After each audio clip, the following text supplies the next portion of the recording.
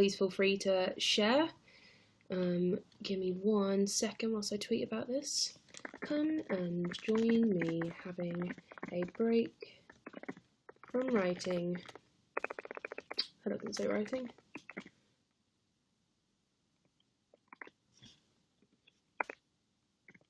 Having a chat and answering your questions.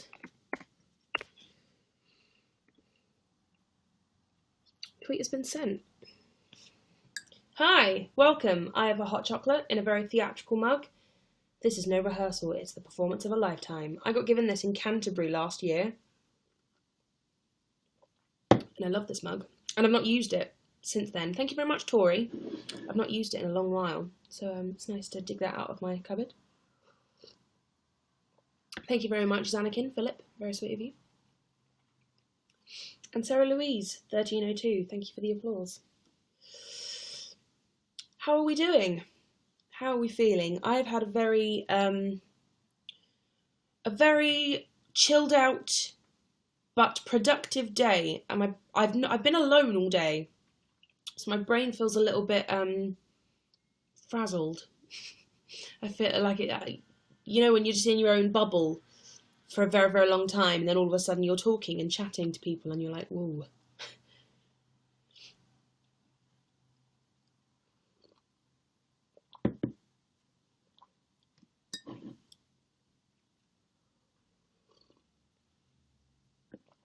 Yes, I uploaded a new cover today. The new 3 Cheers for New Year's video is up, and it is me doing a cover of Cruella de Vil.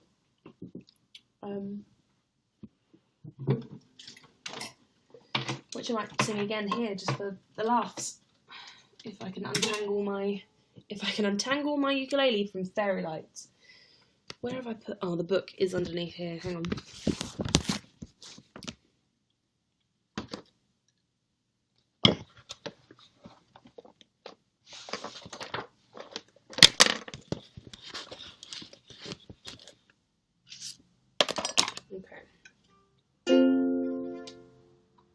Too much hair. I might screw this up. Cruella de Vil, Cruella de Vil. If she doesn't scare ya, no evil thing will. To see her is to take a sudden chill. Cruella, Cruella de Vil. The curl of her lips, the ice in her stare. All innocent children had better beware. She's like a spider waiting for the kill. Cruella, Cruella de Vil. At first you think Cruella is the devil, but after time has worn away the shock, you come to realize you've seen her kind of eyes watching you from underneath the rock. This vampire bat, this inhuman beast, she ought to be locked up and never released. The world was such a wholesome place until Cruella, Cruella de Vil. Look out for Cruella de Vil. Cruella, Cruella, oh, de Vil.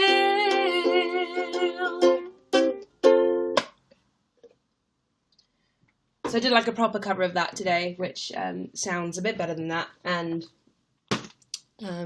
it looks a bit nicer, although it is me sat in the same clothes with the same makeup on with the same background, but it's a nicer quality version of that that went up today, so feel free to go and have a look at that. That's like, I got given this for my birthday earlier this year by my friend Chris Alexander, and that's probably one of the easiest songs to play in this. I'm not very good at the ukulele, but that one, I just about managed the chords. I need to learn this one as well because I love it so much.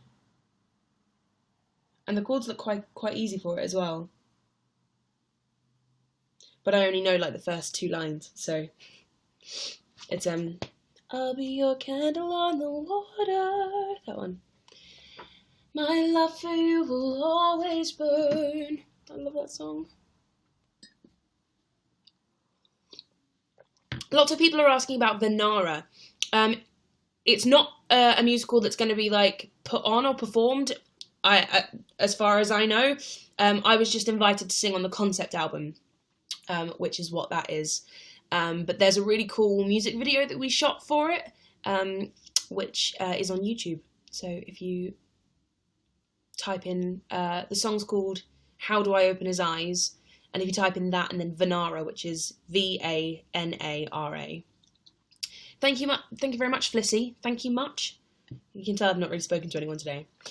Scott was at rehearsals today, but he's now going home to Manchester for tomorrow, because I think it's his dad's birthday. I think that's the reason he was going home. It's his dad's birthday, so he's gone to see his dad for a day. But then he'll be back on Monday.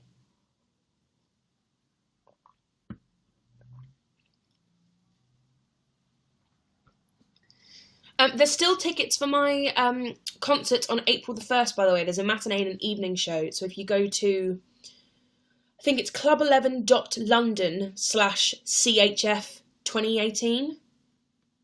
I think that's right. If you go to that link, there are tickets still available for the 1st of April. Scott is living with me at the moment because he's in a show in London, but he's from Manchester. So I invited him to come and stay with me, because it means I get some company and it means he gets somewhere to stay.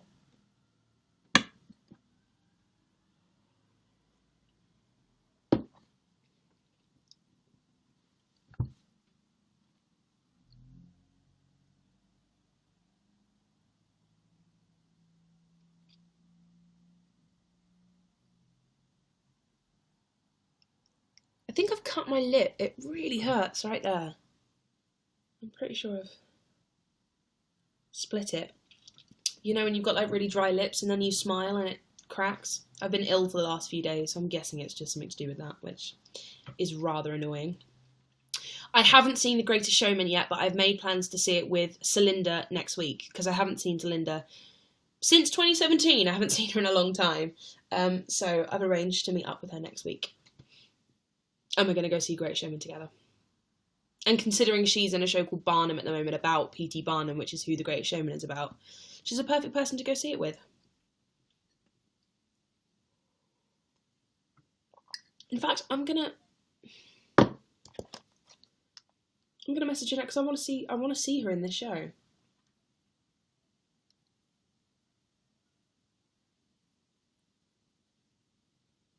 I'll text her in a minute, but can you guys remind me?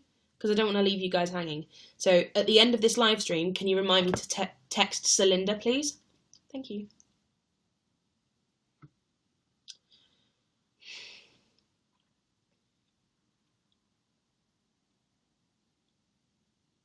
I'm drinking hot chocolate. I saw my brother drinking hot chocolate on Twitter and I was like, that's a really good idea. I'm going to do that. Although I haven't really mixed it in very well at the bottom. Is it really wrong if I stir this with a pen?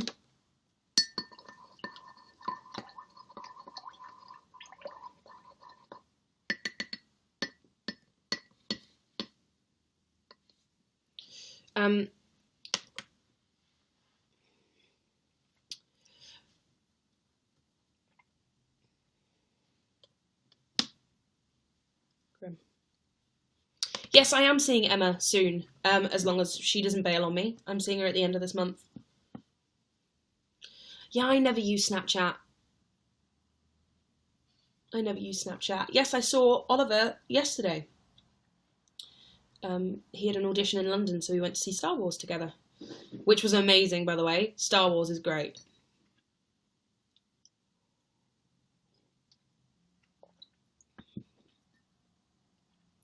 Anywhere I want to travel this year? Yeah, I do want to travel this year. It's hard because there's places that I want to go back to that I went on tour. Like I really want to go back to Dublin and Belfast and Edinburgh. But at the same time, there's lots of places that I haven't been yet that I also want to go. Like Barcelona, Rome. Oh, I really want to go to Rome. There's a bunch of places that I want to go. But it's just debating whether I go to... It's finding the time, first of all, and then debating whether I go to places that I have already been to that want to go back to, or places that I've never been to.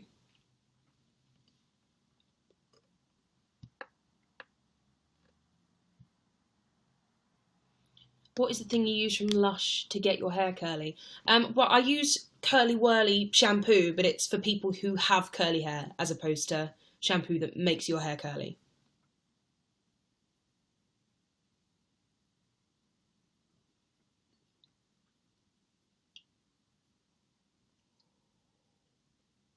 I think the concentration of chocolate powder at the bottom of this glass is a bit much now.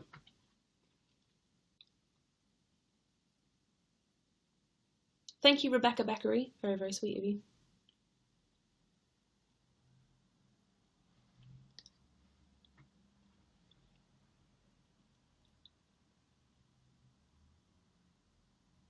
Yeah, Curly Whirly is really good. This is answering Voodoo Angel. Curly Whirly is really good shampoo. And R&B is really good hair moisturiser. I always put like a little bit in when it's damp and then put a bit more in once it's dry. It's really good. And it makes your hair smell amazing. R&B makes your hair smell so good.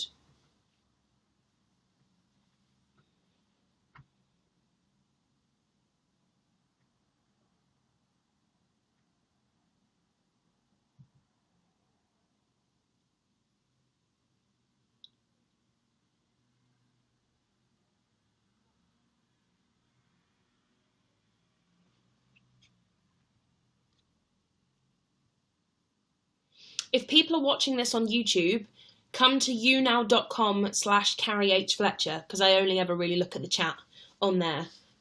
So if you come over here, you might get your answers. Your answers questioned? Your questions answered is what I actually meant. Sorry about that. Oh God, my lip really hurts. Ew.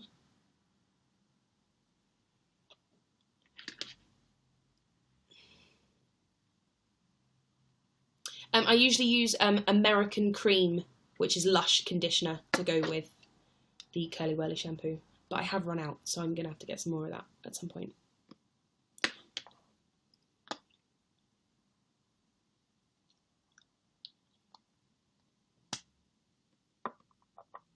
I have not done anything different to my eyebrows. They are exactly the same as they have always been. Thank you very much again, Rebecca Beckery. Oof. My favourite bath bomb is probably Shoot for the Stars, but I love the Karma Bubble Bar. That has to be my favourite, I think. I love that so much. I am feeling much better than I was the other day. The other day, I was so ill. I mean, I'm still not 100%. I've got this weird thing when if I breathe in too far, I get a bit wheezy and start coughing. Like if I breathe in too deeply, it gets a bit much. But I was so ill. And it came out of nowhere. Like the day before I had a bit of a blocked nose and I was like, oh, this is boring. And then I woke up the day before yesterday. So Thursday. Yeah, I woke up on Thursday and I was like, oh my God. Like my whole body was hurting. Like I was just aching from head to toe. I had a headache. Like my back was killing me. And I felt so sick. And I got out of bed, sort of hobbled into the kitchen, put the kettle on, and then couldn't wait for the kettle to boil. I was like, I need to get back into bed now, immediately. And just lay down and went to bed for another couple of hours. Oh, it was so bad.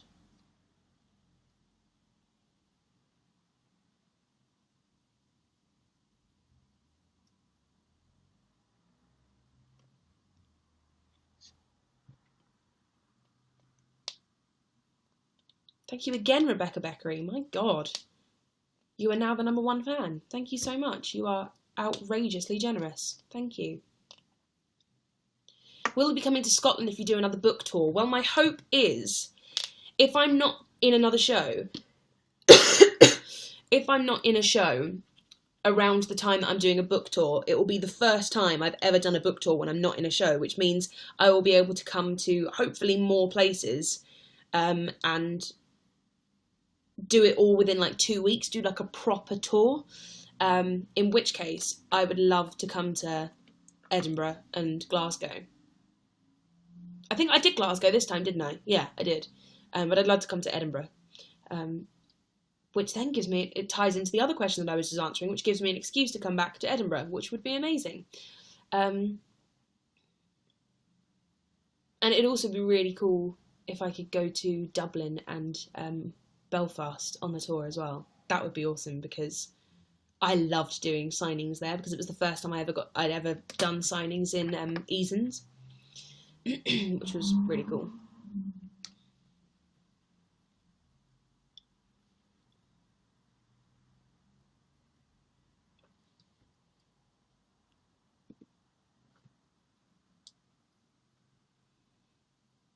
I need to finish the book first, though. I've been, as you can see by the title of this live stream, which is taking a break from writing, I've been writing all day. Someone just asked, how is Pete? I'm sure he's fine, but Pete and I broke up like almost a year ago. We broke up in March. And we're still friends, but I am less likely to know how he is than if you just tweeted him. My jumper is from Stradivarius, which is a shop. There's one near Bond Street Station, and there's one, the one that I bought this from was in Belfast, actually.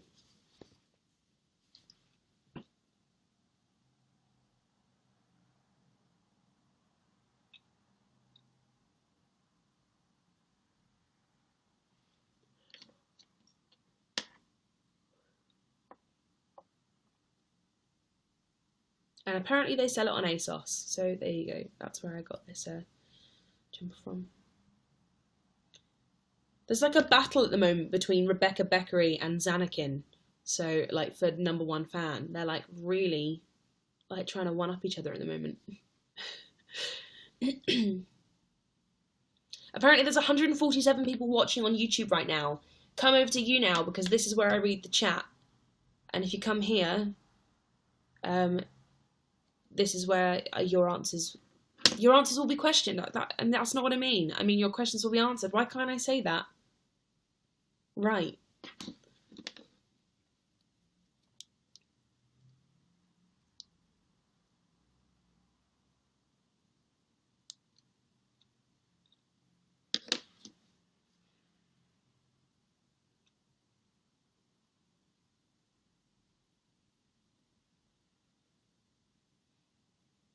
The new book isn't a continuation of anything I've done before. I'm trying to figure out where's best for this light to go, because I don't like it in my face. And is that nuts?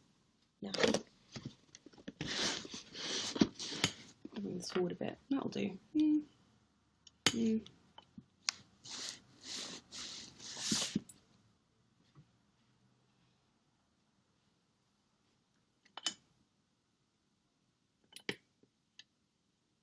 There we go. That's better.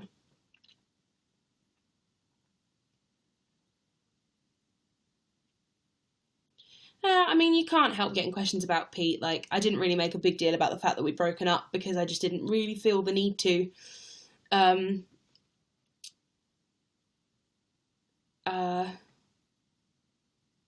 Yeah.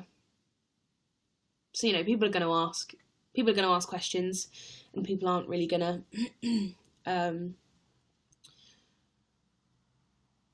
understand fully why we broke up. But it's not really for anyone else to understand. It's kind of just, between me and Pete. And oh, don't be silly. Sorry, this is just Slaley Beanie. Am I saying that right? You don't have to be sorry at all. People ask all the time, and I'm never like upset about it, because it's just fact. We broke up, and that's that's just what happened. And we're still friends. We still talk every now and again. There's a few like Disney events coming up that I'm guessing he'll be at. Then we'll more than happily stand and have a chat with each other. We went to a wedding together earlier last year, so we're still like friends. But he's at drama school at the moment. He's at LSMT, and I was in Adam's Family, so I was sort of all over the place. We don't really hang out, because we just don't have the time, I guess.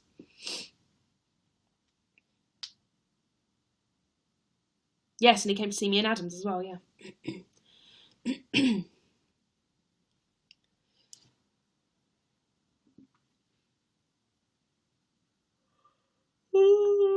Sorry about the yawning, I'm tired.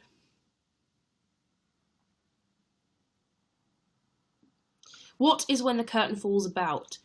So When the Curtain Falls is my next book that is due out this July. July the 12th, I think. And it is about, I can't remember what I'm allowed to tell you and what I'm not allowed to tell you. You can pre-order it at the moment on Waterstones, and there is a blurb available on Waterstones. So if you just go to Waterstones or Amazon, I think it's up on Amazon. If you just type in When the Curtain Falls, Carrie Hope Fletcher, you can pre-order the book, which is very exciting. And it's about two couples. There's Oscar and Olive, who are in the year 2018. They're present day. And then there's a couple called Walter and Fawn in 1952. And Walter is a stage doorman, and Fawn is a star on the rise in a show in a theatre called the Southern Cross Theatre. And the show is called When the Curtain Falls. And something happens in 1952 that then affects 2018, present day, and interferes with Oscar and Olive's relationship within the same theatre and in the same production of When the Curtain Falls. And it's sort of like a ghostly love story set in London's West End. And I'm having a lot of fun writing it, but I need to write faster.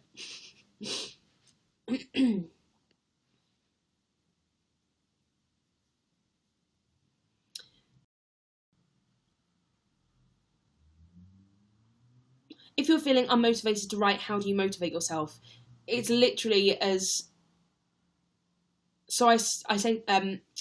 Sorry, I've just seen another question that I will answer. Ravenclaw 101, I will answer your question in a second. It's literally... I say it's as simple as sitting down and just writing. I mean, simple as in the solution is as simple as that, but doing that isn't simple, if you get what I mean. I get that it's like hard to sit down and force yourself to write, but there's not really anything else that you can do. You kind of just have to sit down and write. Ravenclaw 101, Oscar isn't a stage doorman. The people don't really parallel. It's just the timeline and something that happens in 1952 that makes Oscar and Olive's relationship within it. Because Oscar and Olive are both actors, and Walter is still the stage doorman in 2018. He's still around.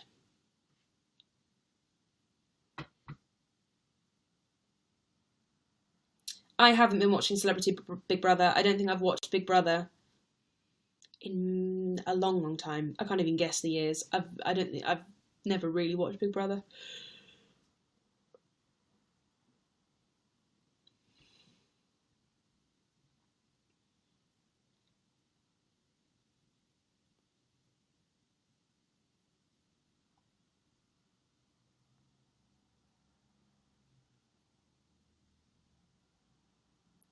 Someone asked, do their names come from the Oscars and the Oliviers? And I wish they did, because that I might claim that that's where they came from now. But no, Oscar is just a name that I really like, and I really like the nickname Oz, and Oscar was kind of like one of the only names I could think of that could have that nickname for a boy. And Olive was the name of my dad's mum, who I never got to meet. And I love that name as well. I think it's such a good name. And Fawn and Walter, Walter, you know, there's Walt Disney and Walter from the Muppets. I love the name Walter, and it's a very old-fashioned name. And so for 1952, I thought it fit. And Fawn is just a name that I really like. There's no explanation for that one. I have no connection to the name Fawn apart from the fact that I just really like that name. I think it's one of the curses of being an author, is that you're constantly asked, like, where did that idea come from? Or why is that character named that? Like, what's the reason behind it? And sometimes there is no reason. It's just, I really like that name. And so I've called one of my characters that, and that's kind of it.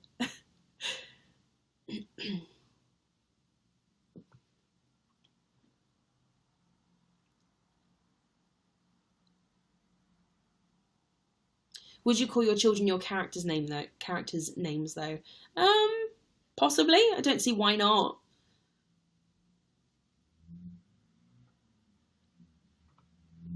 When can I buy a signed paperback of All That She Can See? Well, they'll be out on the 25th of January. But I think Monday I'm allowed to announce the pre-order link, I think. How long have I worn glasses for? Almost a year now.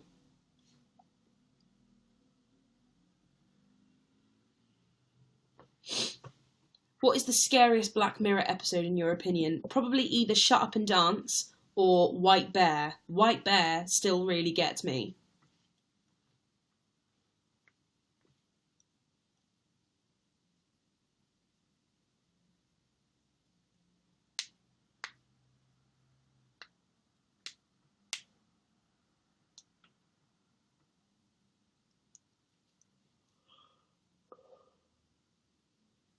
Oh. No, I never finished American Horror Story. I got to season 5? The hotel one? I don't know, I just didn't really follow it. I just thought it was a bit... I don't know, I just lost my way with it a bit. Maybe I need to get back on it.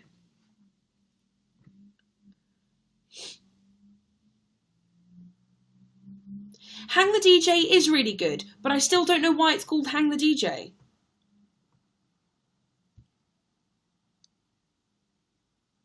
My glasses are from Silhouette. The frames are, anyway.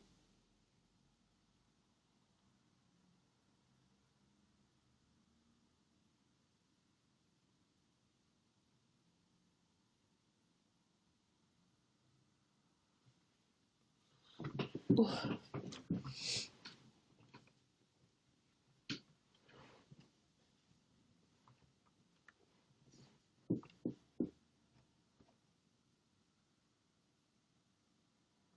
Oh, okay, thank you very much for clearing up why it's called Hang the DJ.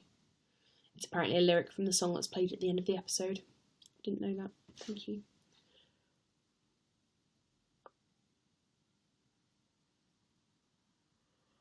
Oh, apologies for the yawning. Oh.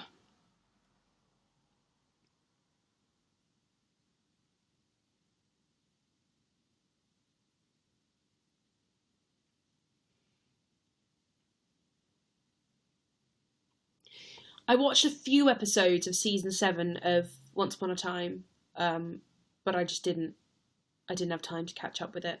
And then Oliver got me into watching Breaking Bad, and I watched all 5 series of Breaking Bad within like a month and a half. So, you know, maybe not even that. I finished it last week sometime, and I started watching it when I was in Singapore. So, you know.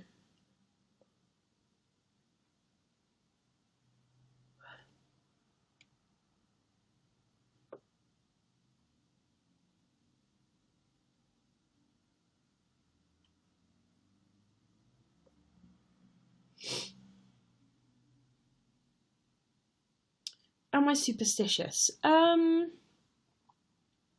like the ideas behind superstitions,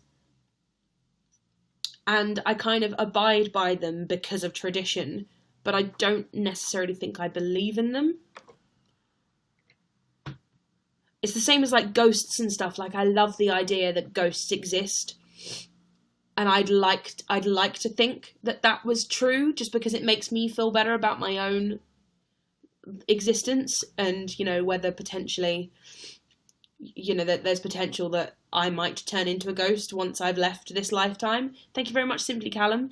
You know, that makes me feel better about my life.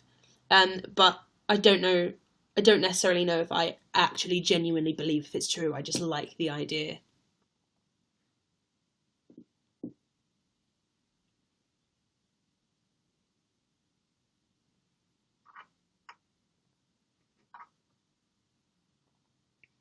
Where did you get the idea for purple and green sprayed edges? That was a publisher decision. Obviously, they ran it by me and was like, is this something you'd like to do? And I was like, that sounds amazing. Yes, please. But that's a publishing decision.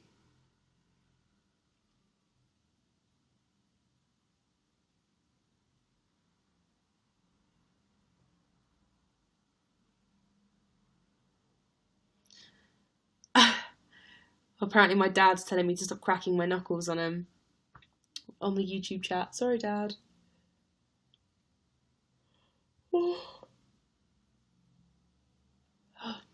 Do you keep your scripts from shows? Yeah, I do.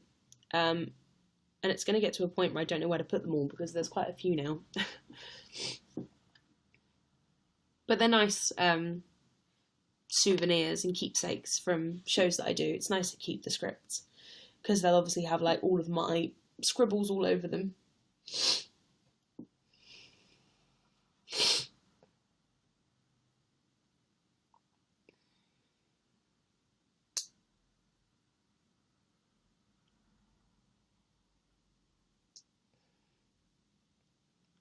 What are your thoughts after you have written a book? Usually my first thought is just crying, just instant like relief. Because writing's hard. Like, as much as I love writing and I love telling stories, the best part is when it's finished, because then the story's finished. And the best part is editing it, because then it's like tidying up rather than getting it out. Getting it out is the hardest part. I think a lot of writers would say that. So usually when a book is finished, it's instant like, it's done. And I don't think there's, like, every time I've finished a book, I've sat and cried. Every time I've written the words "the end," I have cried. And I reckon it'll be the same with this one. And this one holds a lot of sentimentality for me because it's about theatre. It's about something I love so much. And yeah, I think I cried a lot with On the Other Side because that story itself made me cry. Like, I cried so much during the writing of that book because there were bits of it that I knew that were really sad and poignant, and so much of it is about asking the question, what if I'd done that? What if I'd said that? And I struggle a lot with that. And so I put so much of that conflict that I have with my own life into Evie. So whenever she was struggling, it was kind of a representation of my struggle with that kind of thing. So I cried a lot whilst I wrote that book. So when it was done, that was quite emotional. All That She Can See, I cried for a slightly different reason, I think. I cried because that book, I was so behind on my deadline. And I was so unsure about not where it was going to go, but how it was going to turn out when it was done, because I knew what the story was, and I knew that it was strange. I didn't know how it was going to turn out. I didn't know, like, I had all the right ingredients, and I put them all in the bowl right, and I mixed it all right, and I put it in the oven, but I was just unsure, because it was so, like, uncharted territory for me, because it was slightly sci-fi-esque, and it was more sort of like fantasy based than anything I'd written before. So it was like I had all the right ingredients and I followed the recipe to a T, but because it was so uncharted, I was just nervous about how it was going to turn out. So when it was done, it was more sort of like a worried, like, oh God, I hope people like this because I love it so much and I've worked so hard on it, and I hope people don't think it's crap. But yeah, this one's like a weird mixture of both. It's a mixture of sentimentality because it's about theatre and something I love, and, you know, there's characters that I see so many of my friends in, and so many of the things that happen in this book are reminiscent of things that have happened to me whilst I've been working in theatre. But it's also something new. It's a new story. It's a ghost story. And I know On the Other Side was partially a ghost story, but this is more like your traditional ghost story. So, I don't know. I'm excited about it, though. Really excited about it. Ooh, I just need to get it done now, though. I just need to finish it. Am I doing Summer in the City this year? I hope so. As long as nothing else comes up, I would love to be there.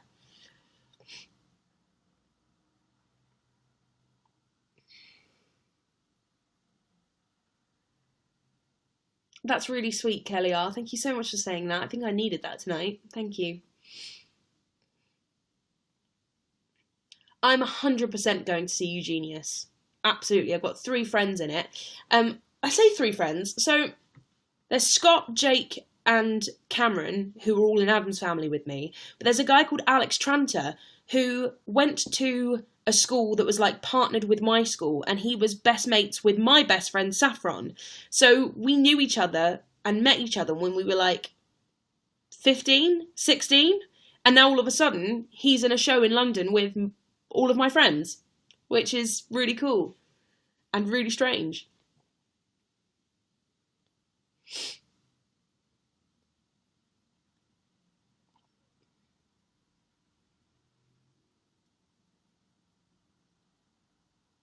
Yeah, I think this year's going to be a little bit more chilled for me, which is nice.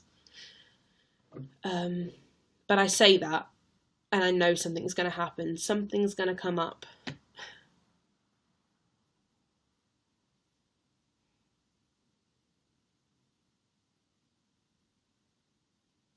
What would you say is the best thing to see on the West End right now?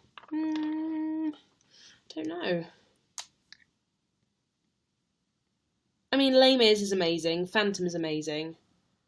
I've not seen Book of Mormon, but apparently that's great. Hamilton, I haven't seen that either, but obviously everyone's raving about that at the moment. Harry Potter and the Cursed Child is obscenely, ridiculously great. If you like Harry Potter and you haven't seen The Cursed Child, you have to see it. You have to see it. I'm a bit aggressive about this. You have to see it. Wicked's amazing. Matilda's amazing. School of Rock, not seen, but I've heard amazing things. And my resident director from Les Mis is now working on that, so go see that.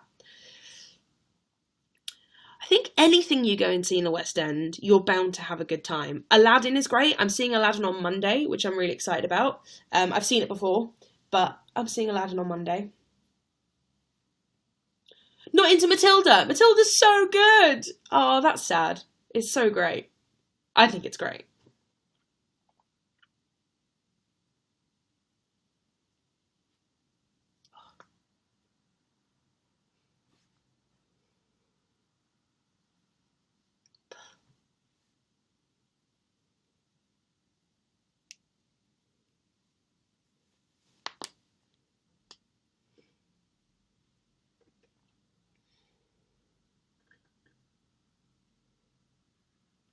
I might just go and get myself a can of Coke Zero. I will be back in a second.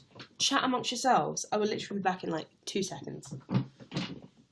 When I said 2 seconds, I was exaggerating. Sorry.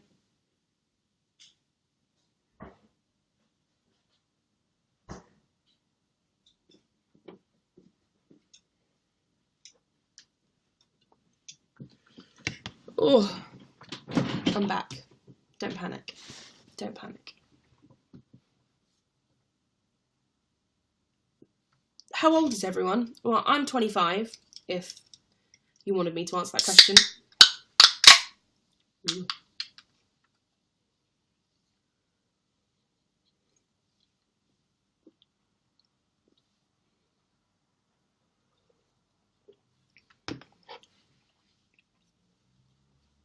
The age really, varies. Sort of like 14 to over 30, really. That's pretty cool.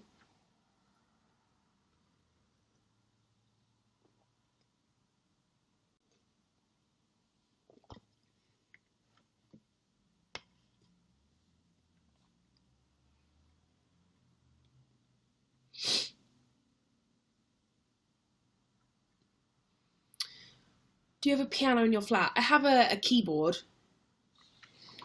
I say keyboard, it's like it's an electric piano, really. It's fancier than a keyboard. But it's currently on... I just don't have space for anything in this flat.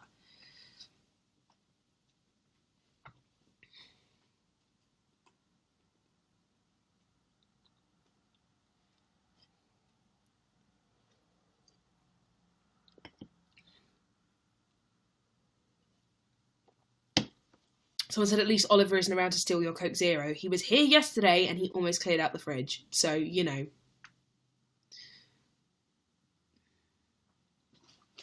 Yeah, I do want to move. I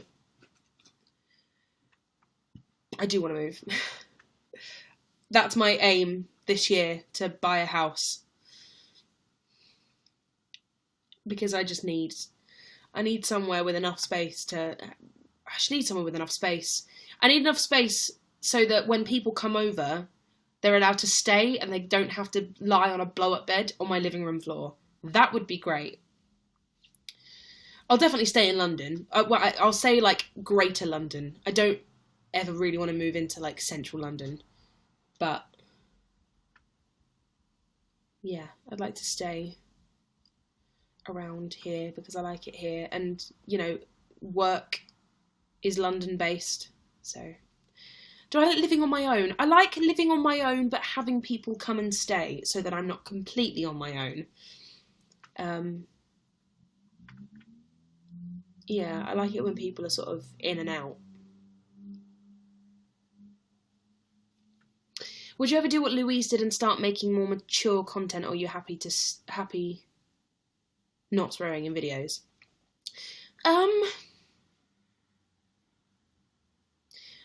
I don't know, it's a tough one, because I never feel like I'm censoring myself, and I never feel like I'm not being myself.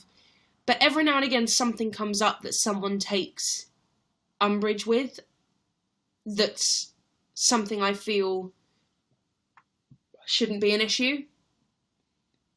Like, Christmas Eve, like my first video in 3 Cheers for New Year's, it was a video of how I spent my New Year's Eve with all of my friends, and part of that was having a drink. And someone complained about the fact that I showed myself drinking in the video, which was glamorizing and normalizing drinking, which I disagree with, because showing yourself to be having a drink, or even having more than just the one drink on one occasion, which is New Year's Eve, I don't think is glamorizing or normalizing drinking. I think it's just, especially when the focus of the video wasn't, well, you look how much I'm having to drink, blah, blah, blah, blah. It was about New Year's Eve. So my issue was, if I can't be seen to be having a few drinks on New Year's Eve of all nights of the year, then YouTube has become a far more restricting place for a 25-year-old woman.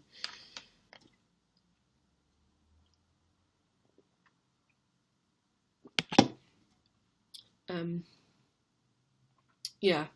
So it was just a case of, like, I'm a 25-year-old woman having a drink on New Year's Eve. If I can't do that, then... Or if I can't do that without people taking offence to that, then YouTube has become a far more restricting place than I thought it would have ever become for me. And yeah, I mean, my content and Logan Paul's content are very different from each other, but it's just when someone's making content like Logan Paul's making, and someone comes to my channel and has a go at me having a drink on New Year's Eve, I sort of just throw up my hands and sigh a little bit.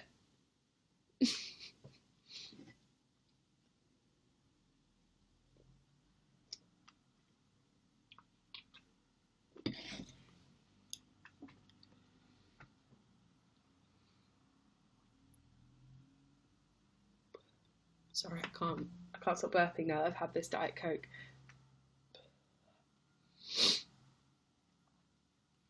Yeah, that whole Logan Paul thing, I'm sorry to bring it up, but now that someone's mentioned it and then I mentioned it, it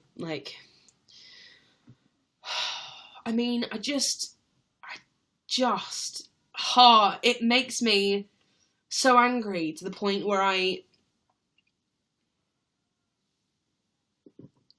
don't know, I don't have enough words to express how angry it made me. And I feel like there's nothing I can say that makes the situation better.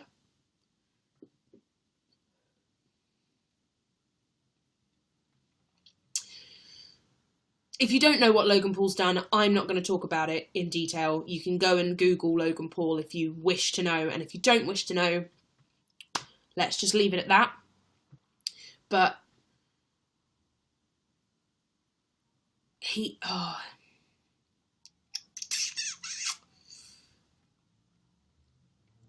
I mean, you know, someone said how YouTube allowed him to upload it in the first place is beyond me.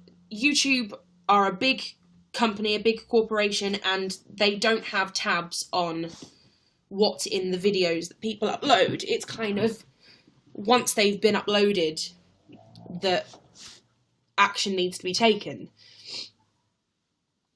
I think that someone mentioned there may have been an age restriction on it, but I don't know. I never saw the video until I didn't know about the video until it had been taken down, so I haven't seen the video. Apparently there is still a version floating around of it somewhere that I just don't want to see. But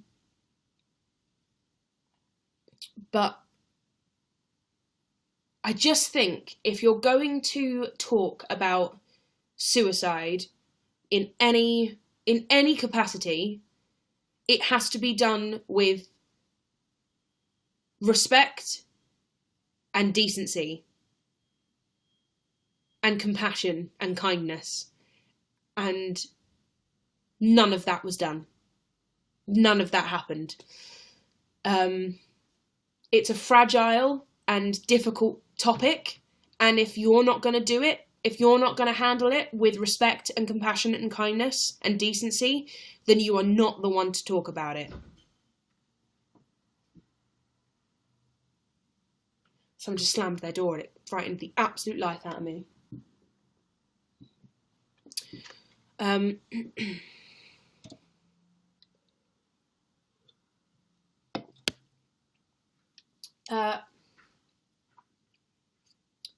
And it's one thing to talk about it, and is someone trying to get into my flat? If someone's trying to get into my flat, I'm leaving this on so that I'm not, like, you know, there's several witnesses to this. I'm just going to go check my front door, one sec.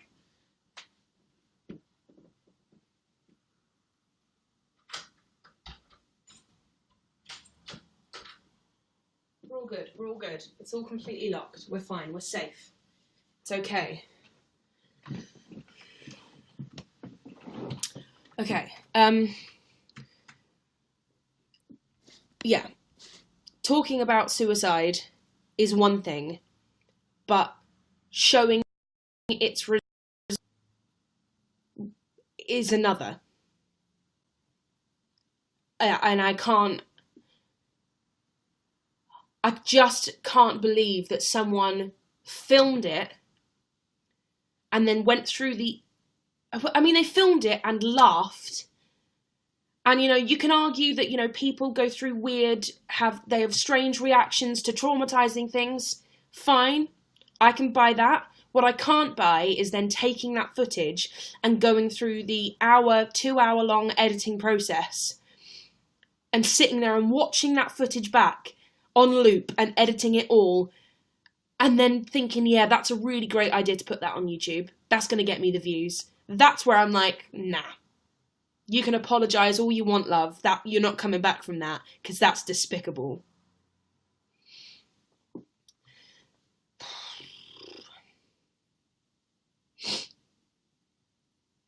And it wasn't about raising awareness. You can raise awareness without showing the result of suicide. You can raise awareness without being that graphic and traumatizing your audience. Like, that's not the way to raise awareness.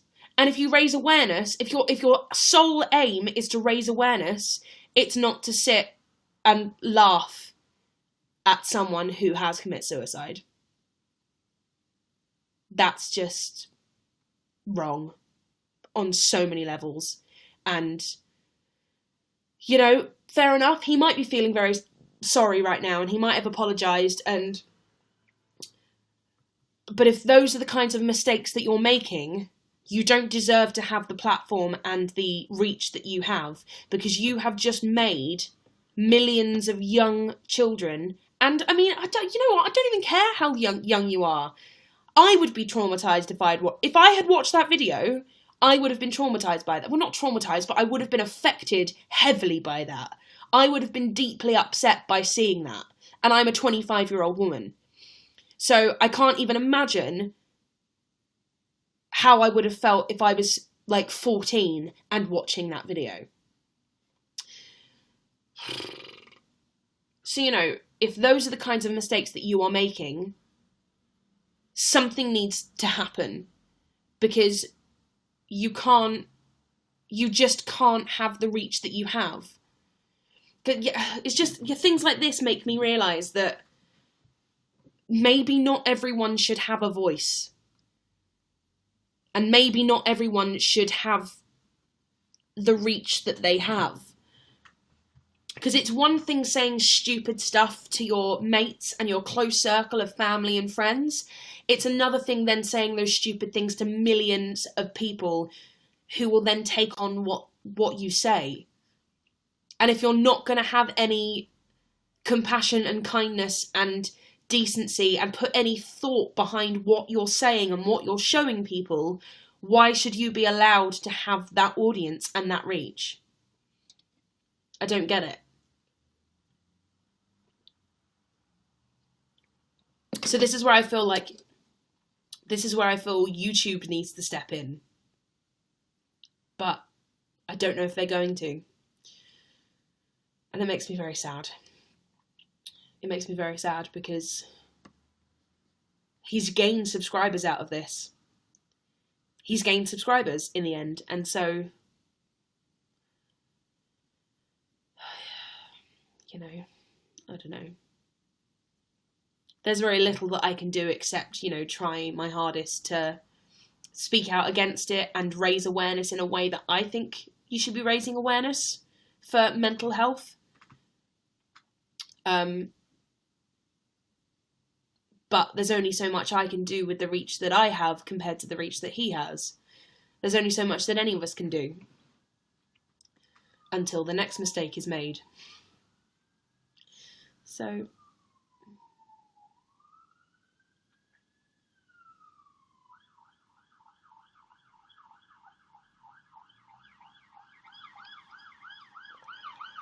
let's change the subject, shall we? Because I'm only going to be here for like the next 10-15 minutes, and I'd rather not talk about the twerp that is Logan Paul.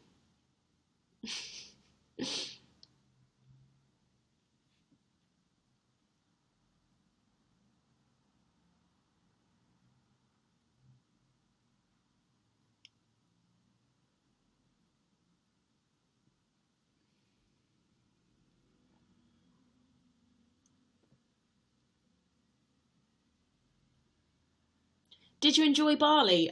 We didn't go to Bali in the end because there was a... Thank you very much, Thor J. There was a big volcano that was going to potentially erupt.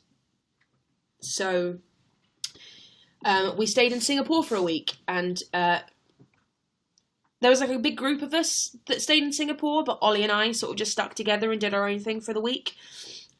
So we went for lots of really good food. We went on a 450-metre zip wire. What else did we do that week? We went to the Changi Prison Museum. We went to Clark Quay and had dinner, which was this place called Senor Taco, I think. And then we went there again later on and had more Mexican food, but like somewhere different. Basically, we had a wonderful week. It was a really good week. Betrayal at House on the Hill. Is that a board game? That sounds great. Okay. I'll let Oliver know. He loves a good board game. I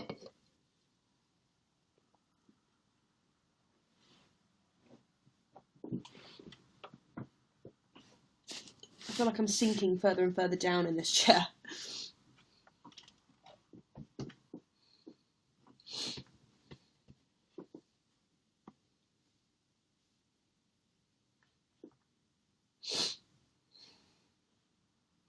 This lipstick is from Lottie London. It's called Vibes, which I think is a new colour from them, but I really like it.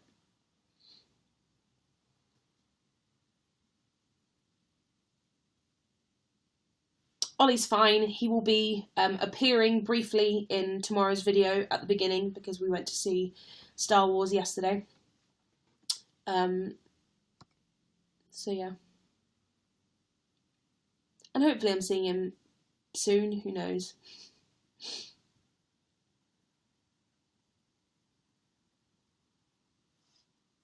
My glasses are purple, yes. I like these glasses.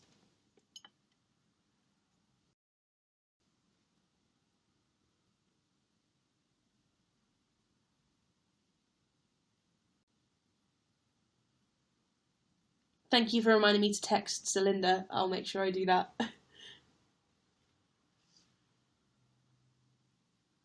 Would you ever dye your hair? For a role, I would, but I don't think I'd ever voluntarily.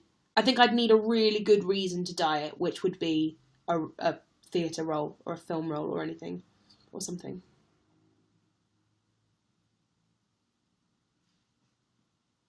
Can we get this to 10,000 likes in the next 5 minutes before I leave? That'd be nice. We're at 6,000 now.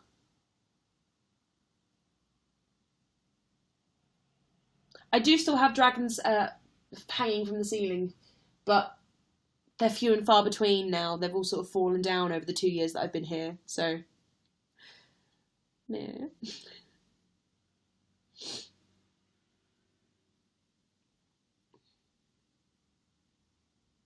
Thank you, Millie Whitlock 12. It's very sweet of you.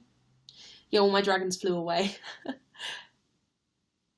I know I've been living here for... it's coming up to 3 years in April that I would have lived here. How mad is that? I moved in on April 2nd, 2015? 2015. Is that right? Yeah, 2015. No, 2014. 2014. Is that right?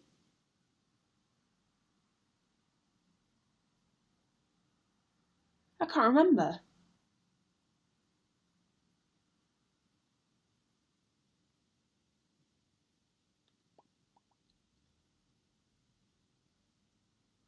Yeah, 2015. 2015. So nearly 3 years.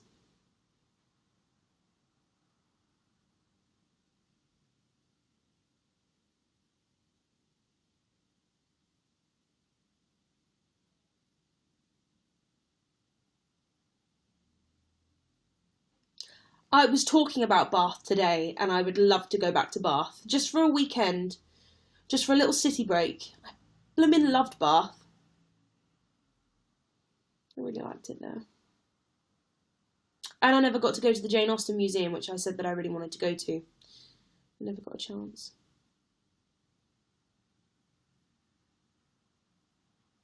The Railway Children is at Cadogan Hall, which is the same place that my concert is at the following... I was going to say the following month, but it's not. In March and April.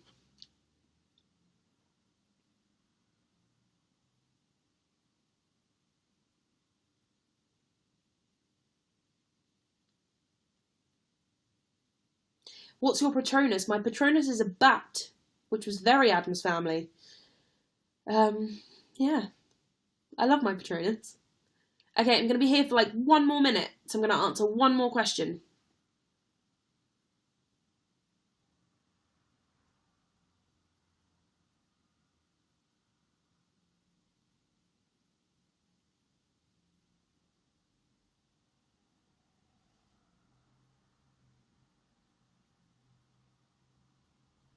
In fact, I've got a game for us. So someone tweeted a few days ago that your rapper name is Lil, like Lil apostrophe, and then the first thing you bought in 2018. So mine was Lil Courgette. That is my rapper name, Lil Courgette. So what's your rapper name? Lil Beard Bib. Wow. Lil Petrol. Yeah. Lil Pringle. I like that one. Lil Nappy. That might be my favourite one. Lil Let the Good Times Roll. Nice. Little bus ticket. I like that one. Okay, we've been in for an hour, so I'm going to go. Thank you so much for joining me. Hopefully we can do this tomorrow evening. See you very soon. Thank you for joining me. Goodbye now.